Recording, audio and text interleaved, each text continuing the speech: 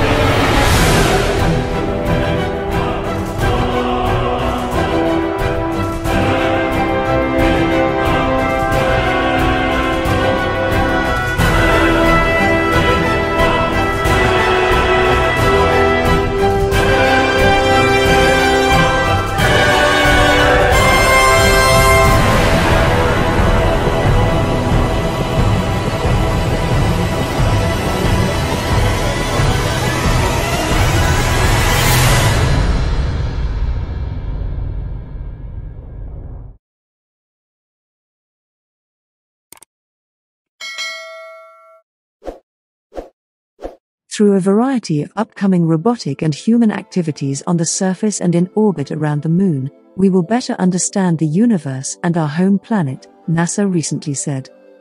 But what the US Space Agency didn't say is, why is this mission so important for the future of its deep space exploration plans? We'll see plenty of tests before humans head to the moon in the year 2024, a document called the Artemis Plan stated. The Artemis mission is expected to launch in the year 2024 with an Orion craft to the Lunar Gateway. From the Gateway, the astronauts are expected to board a human landing system craft and descend to the surface of the moon. Here's what NASA wants to do when it gets to the moon, or at least what it says it will.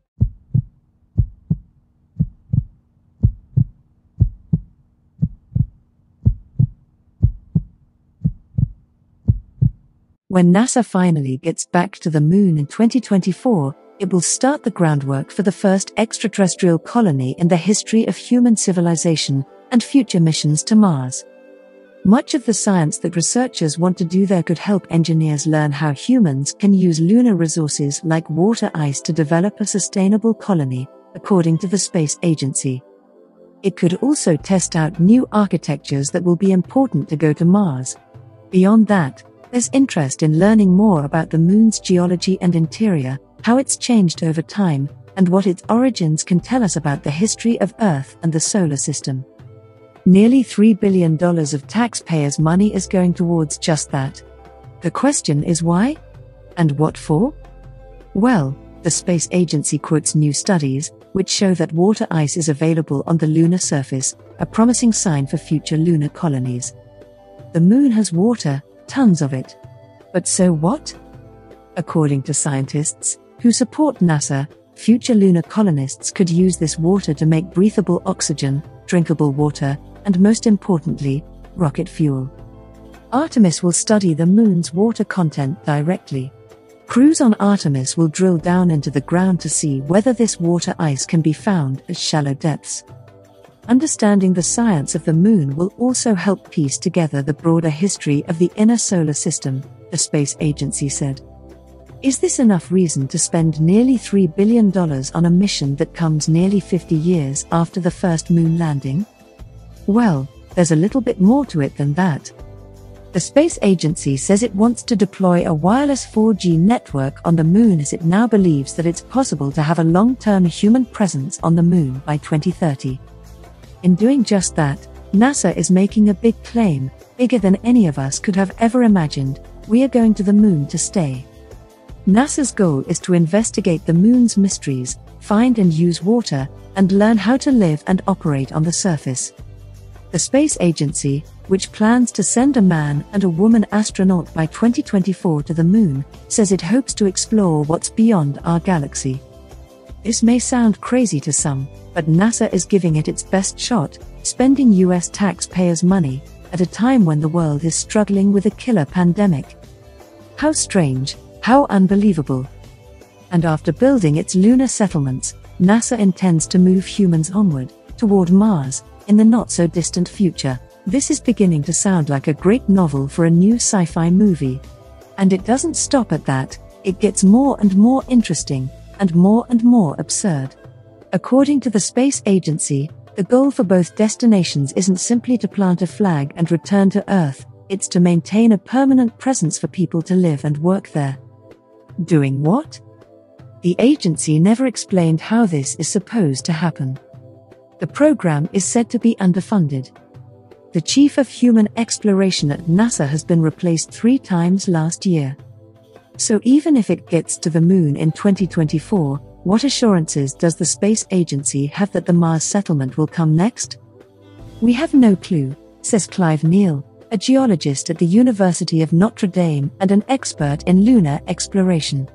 We've never properly tested out the technologies we'd need to live and work in space for months or years on end, in harsh environments with much colder temperatures, much higher amounts of radiation, lower levels of gravity, and a lack of oxygen and water. Some things essential to Mars will be proven on the moon almost immediately after the launch of Artemis 3, the planned 2024 crewed mission to the lunar surface, the space agency says. Life support is at the top of its list, knowing that humans have never built long-term habitats on another world before. Water ice will be a vital resource, says the space agency.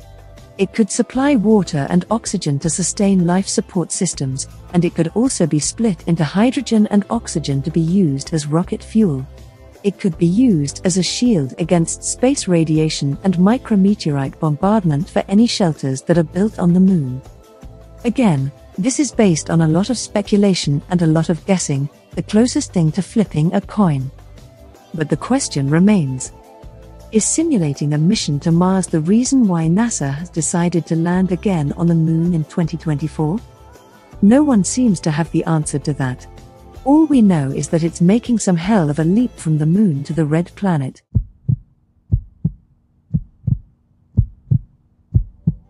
On July 20, 1969, one of the most momentous events in human history occurred. Men walked on the moon. Then, it all stopped. And now, 2024 promises to be the year for landing 2 astronauts on the lunar surface for the first time in 52 years. Paradoxically, April 8, 2024, will also see a super-long total solar eclipse rip across Mexico, the US, and Canada. On that specific day, about 32 million people will be able to experience totality, some for as long as 4 minutes 28 seconds, the longest total solar eclipse duration over land for 15 years. That's 2 era-defining, unforgettable, and priceless space events in the same year. One is free, while the other is worth nearly $28 billion. But how will the new moon, and later on Mars colonizers survive in such harsh environments? Ryan Watkins, a physicist at the Planetary Science Institute, imagines them living inside lava tubes, which are hollow deposits left behind by ancient magma flows. Sung-Woo Lim, a physicist at the Open University, raised the possibility that future moon residents could produce building material the ancient Sumerian way, by baking dirt into bricks. At the Massachusetts Institute of Technology, aeronautics researcher Davin Newman is working on future space suits built from new advanced materials, polyethylene, a basic plastic, which could turn out to be a great radiation shield because it is full of hydrogen, which absorbs the heavy neutrons in cosmic rays. Still, those planning to live on the moon will face at least 3 main sources of danger: radiation, reduced gravity, and regolith. Radiation is the most recent concern, yet reduced gravity is a well-known health hazard. The moon's gravity is heftier, about 1/6 of Earth's, but long-duration visitors will still experience some of low gravity's deleterious effects. Se-Jin Lee, a geneticist at the University of Connecticut, is trying to address some of those problems. Her work suggests that astronauts might someday be able to take a pill to prevent the worst health effects of reduced gravity. That geneticist could have dedicated some of her time to find a pill to stop the spread of the coronavirus. But all is forgiven for the sake of science and space exploration.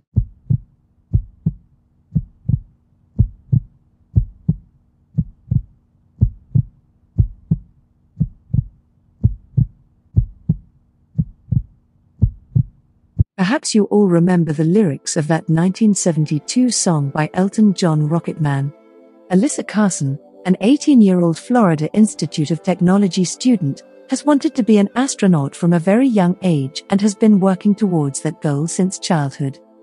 However, she knew that aside from the physical ramifications that living in space or other planets like Mars would cause on the human body, there's also a psychological toll that will affect those living far from Earth. Being apart from your family, your friends, your loved ones is a challenge, NASA astronaut Nick Hague told actor Brad Pitt last year before the premiere of his sci-fi film, Ad Astra. Eventually the sun will run out of fuel to burn, and conditions on Earth are going to be very different from our normal regular life now, Carson told Florida Today. It's not necessarily saying Mars is the savior here, but Mars is that first step in getting people a bit more accustomed to even thinking about living on other planets and being able to colonize someplace else. Billionaire Elon Musk founded a whole aerospace company to colonize someplace else. And so did Amazon's Jeff Bezos and Virgin's Richard Branson. But why do they want to settle on planets where they can't even breathe? After John F. Kennedy made his declaration that we would put a man on the moon, several other presidents have tried to walk in his footsteps. But unlike Kennedy, none have come anywhere close. On the 20th anniversary of Apollo 11 in 1989, President George H.W. Bush said we would return to the moon and go on to Mars, but in the end, the price proved too high. His son President George W. Bush echoed the same goal. Under the Constellation program, the plan was to return to the moon by 2020 and then head to Mars, but the project was ultimately scrapped after a series of delays and increasingly high costs. President Barack Obama also hoped to go to Mars. Instead of proposing returning to the moon, however, Obama said we should send astronauts to an asteroid by 2025 before moving on to Mars. Then came Trump's turn. After heading back to the moon in the next 4 years under the Artemis program, the next big milestone would be a trip to Mars. It is still unclear if the Biden administration is going to give the Artemis program much support. However, NASA's announcement a couple of days ago that it picked Elon Musk's SpaceX and Starship to send Artemis astronauts to the moon has rekindled the space agency's dream to revive their long-awaited program. And while doing that, they have also revived Musk's goal of having people live on Mars, or at least that's the plan. But not everyone believes sending people to live on the moon or Mars is the right thing to do. Bill Nye, CEO of the Planetary Society and famously known as Bill Nye the Science Guy for his TV show that aired in the 90s, is one of those who don't believe in setting up camp on Mars. You think you want to go to Venus? We'd be vaporized in a second, Nye said. And then on Mars, it's not just there's nothing to eat, there's nothing to breathe, he added. As of now, the only option for humans to live on Mars is a dome. It would essentially be like how actor Matt Damon's character lived in the sci-fi film The Martian. Even the author of The Martian, on which the sci-fi film is based, doesn't believe we're close to having a human settlement on Mars. Mars is horribly inhospitable, Andy, we're told Florida Today. Though it's an awesome idea, living on Mars, it would be far easier to colonize Earth's ocean floor. There won't be a significant settlement on Mars until there's an economic reason for a city to exist there. Like Antarctica, The only people there are researchers because there's no reason to be there otherwise. Others argue there's another way to live on Mars that doesn't include living in a dome. The only problem is the logistics of changing the Martian landscape into one that can support human life. Called terraforming, this essentially involves transforming Mars into a more Earth-like habitat. It's what Musk has proposed doing and what astrophysicist Neil deGrasse Tyson believes would be best if humans were to live on Mars. Elon Musk has a plan. He's thinking of putting satellites in orbit that have big reflectors that focus sunlight that would otherwise miss the planet. Focus it down on the planet and just add more energy to the planet, heating it, and if you do it right, you might be able to set sort of a chain reaction in place, deGrasse Tyson said in his podcast, Star Talk. If everything is frozen and it gets warmer, you'll evaporate more carbon dioxide, and that'll help trap more heat, and then that'll make it hotter to evaporate even more carbon dioxide, he said. You get all of that out of the system and into the atmosphere. Then now it's warm enough, now you're still mostly greenhouse gases, you still need oxygen to breathe. So now you put microorganisms that eat the CO2 and they release oxygen. That sounds too easy, but it isn't what it seems. Terraforming Mars isn't going to happen anytime soon. Not only is the technology lacking to do so, but the question is, how long would that take? Florida Tech professor and plant biochemist Andrew Palmer also believes that using in situ resources to live on Mars is the best plan. He, along with other researchers at the university, are collaborating on how future Mars settlers can use the resources, namely the soil on Mars, to grow their food. By studying various simulated Martian soils, Palmer and his colleagues hope to determine what else is needed to help grow crops on Mars, especially since the Martian soil may not be able to host planet life. That's problematic for future Mars settlers. What if they get to Mars and all of a sudden, they can't grow anything there? To avoid that, Palmer suggests sending a robotic greenhouse in advance. When discussing what crops would be best to grow on Mars and what other nutrients settlers would need, Palmer recommended crops like potatoes, corn, radishes, and kale. As for protein, Palmer says, insects are best. If this sounds gross to you, the other option would be to grow synthetic meat. Besides the different eating habits and living arrangements, nearly everything would have to be recycled on the Moon or Mars. That might not be all that enticing to future colonists, especially when it comes to drinking water made from urine. And that's just one reason why not too many people seem to be excited about colonizing other planets. In a recent Pew Research Center study, 63% of Americans said NASA's top priorities should be using space to monitor key parts of Earth's climate system. Meanwhile, only 13% believed sending astronauts to the Moon should be a top priority. That figure jumped to a mere 18% for a crewed mission to Mars, but those surveyed are ordinary people like you and me. Billionaires, who can afford to set up their own space companies to colonize other planets, are eager to escape planet Earth before it erodes. Data from NASA satellites show that future generations here on Earth will suffer from food and water shortages, increased disease, and conflict over diminished resources. However, that doesn't mean that life in space is disease-free. A study published last year by NASA scientists revealed that astronauts who have endured long space voyages, such as the shuttle missions and International Space Station flights, were more vulnerable to diseases such as herpes, chickenpox, and shingles. And the reason behind that is none other but stress. So far, 53% of astronauts from short-duration space shuttle flights and 61% from long-duration spaceflight missions got herpes, the study showed. When astronauts venture out into space, they are faced with several extraterrestrial hazards, including cosmic radiation, microgravity, and gravitational forces like acceleration and deceleration. But those aren't the only stress factors they're exposed to. Throughout an astronaut's space mission, they are forced to endure social separation, confinement, sleep deprivation, circadian rhythm disruption, and increased anxiety. All this exposure contributes to dysregulation in the astronaut's immune and endocrine systems. So, What does this mean for potentially longer space exploration missions and the humans embarking on those quests? Although NASA believes there is no clinical risk to astronauts during orbital spaceflight, there is concern that during deep space exploration missions there may be clinical risks related to viral shedding, lead study author Satish Mehta at Johnson Space Center told Florida Today.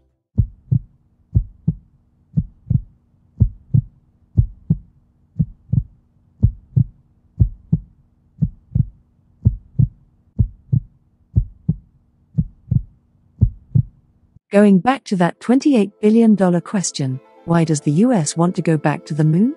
Is it seeking the truth behind old secrets and cover-ups? Or is it pursuing some secret space program? The Apollo missions, one of which led to Neil Armstrong and Buzz Aldrin's iconic first landing, are some of the most profound accomplishments of mankind. However, there were several strange rumors and questionable transcripts of events that occurred during the missions, which NASA and its astronauts have responded to dismissively. This came to be known as the Apollo 11 conspiracy. While many are still skeptical of the landings, other strange reports have roused conspiracies about unexplained phenomena experienced by Apollo astronauts, including reports of a base on the dark side of the moon. These theories are fueled by transcripts that have only been declassified within the past decade, or from NASA having lost documents and recordings of the original lunar landing. Whether there is any validity to these theories is up for debate, but some are so intriguing they can't be ignored. One of the most mysterious questions that remain unanswered is, what did Neil Armstrong discover on the moon? According to NASA, Armstrong and Aldrin wandered the moon for 3 hours, conducting experiments and collecting moon rocks. They also planted a US flag. But what was there on the dark side of the moon? According to NASA, the dark side of the moon is filled with significantly more craters and less of the smooth, dark mare we normally see. The terrain is rough, chaotic compared to the side we're familiar with, seen in images from NASA's Lunar Reconnaissance Orbiter. However, accounts from former military intelligence officials have claimed there is more on the dark side of the moon than NASA is telling us.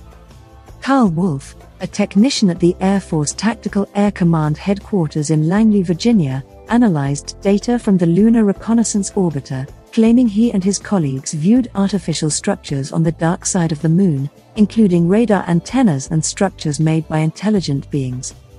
Others have claimed to discover underground tunnels in images captured by India's Chandrayaan-1 lunar orbiter. These tunnels on the dark side were likely the product of tubes of a lava flow that created a massive system of caves, potentially inhabited by living beings. There are a few bizarre accounts of the crew having potentially experienced UFOs and an extraterrestrial presence during the Apollo 11 mission. One of these instances occurred on the last day of approach to the moon, which Aldrin, Armstrong, and Michael Collins have recounted.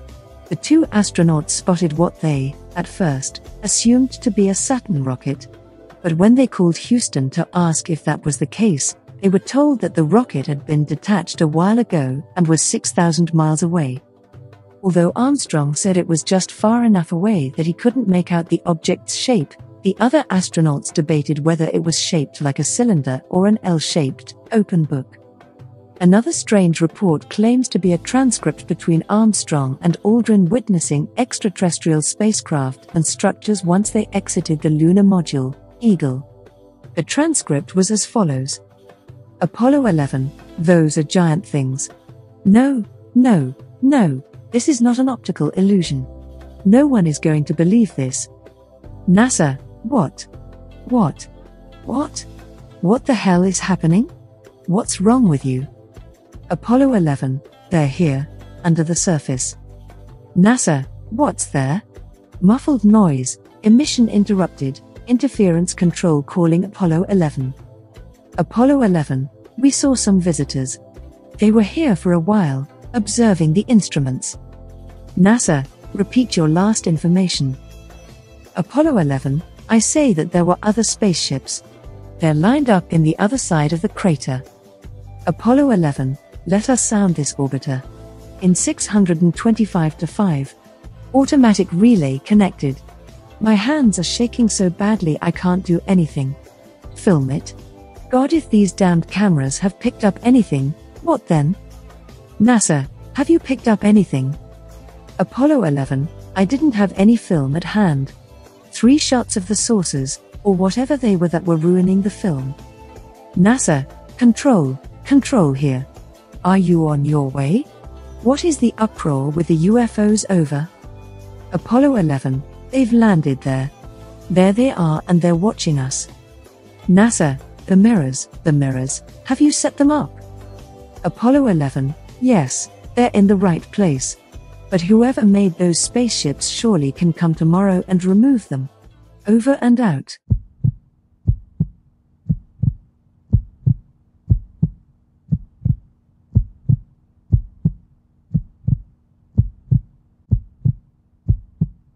What makes this exchange seem like it could be fabricated is that in the official transcripts between NASA and the Apollo astronauts, NASA is always referred to as Houston, not Mission Control. However, what is intriguing about this alleged account is that there were 2 minutes of video and radio silence when Armstrong and Aldrin left the lunar module. The cameras and recordings that failed were some of the most expensive and highly advanced equipment, which produced reliable recordings throughout the rest of the mission. These 2 minutes were also purportedly censored to civilians on Earth who were tuned in with VHF radio equipment. Neil Armstrong is said to have disclosed his account of what he and Aldrin saw to an unnamed professor during a NASA symposium. Professor, what happened out there with Apollo 11? Armstrong, it was incredible. Of course, we had always known there was a possibility. The fact is, we were warned off. There were never any questions then of a space station or a moon city. Professor, how do you mean warned off? Armstrong, I can't go into details, except to say that their ships were far superior to ours both in size and technology. Boy, were they big and menacing. No, there is no question of a space station. Professor, but NASA had other missions after Apollo 11? Armstrong, naturally, NASA was committed at that time, and couldn't risk a panic on Earth. But it was a quick scoop and back again. Did the astronauts encounter alien spacecraft or see a base on the dark side of the moon? Is there any legitimacy to these transcripts? While it's difficult to tell whether these conversations happened with the anonymous sources and classified information, one thing that stands out is the fact that NASA lost a significant amount of high-quality, slow-scan television footage that was made as a backup for television broadcast. One might ask how the most technologically advanced space program in the world managed to launch a rocket, putting men on the moon and somehow just misplaced footage of it. These transcripts are among several other accounts of astronauts in the Apollo program experiencing strange phenomena. And while NASA offers seemingly plausible explanations for many of them, there is an underlying perception that the whole story is not being told. With tapes of what's arguably humanity's most important moment being lost, transcripts being classified, and bizarre first-hand accounts from astronauts themselves, it seems that there could be much more to be disclosed. It remains to be seen what the next manned mission to the moon in 2024 will unveil. Regardless of what's being said about this latest mission to the moon, I cannot but recall the words of book author Emmanuel Metheny. 10 years ago, the moon was an inspiration to poets and an opportunity for lovers to write poems about it. However, 10 years from now, it will be just another airport.